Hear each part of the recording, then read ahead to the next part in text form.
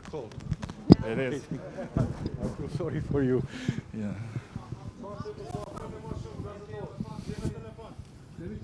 So we have entered the new year, 2024. It's a specific year, as you know. There will be elections to the European Parliament in June. There will be US presidential elections later this year. That means the attention, of course, later this year will be focused on these processes. And therefore, I traveled to Belgrade yesterday and to Pristina today to discuss our process of normalization of relations between Kosovo and Serbia, to take stock of where we are, and to discuss how much progress we can achieve before Europe enters into elections. You know that thanks to the dialogue we delivered important results before the end of last year, the agreement on energy and also the recognition of arcade plates and end of the stickers regime are, I think, concrete and visible proofs to it. But there has been little progress on the big picture, on the normalization of relations. We have the agreement from February and March last year. That means we no longer need to ask the question what needs to be done.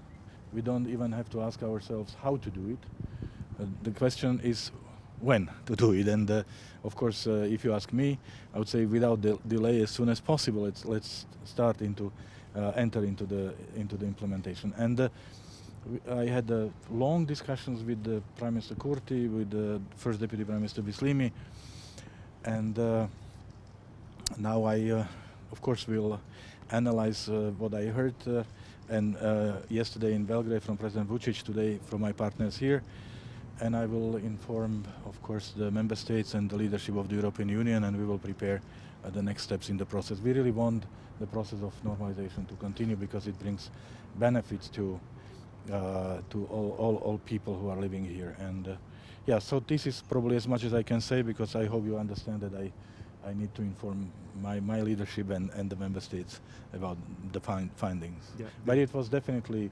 useful, needed, yes, and we had a really good and honest discussions about these things. Did you tackle the issue of?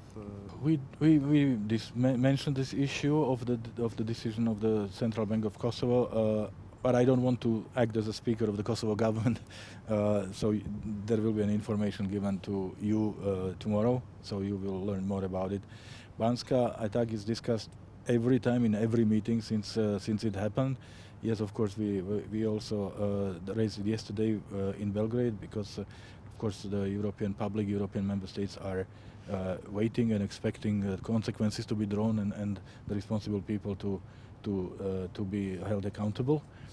And yes, when it comes to the investigation, I'm not the right address because there is no European Union-led investigation. There are individual countries that are doing that, or have done, or are continuing to do their investigation. So therefore, this must come from those who the European Union is not investigating.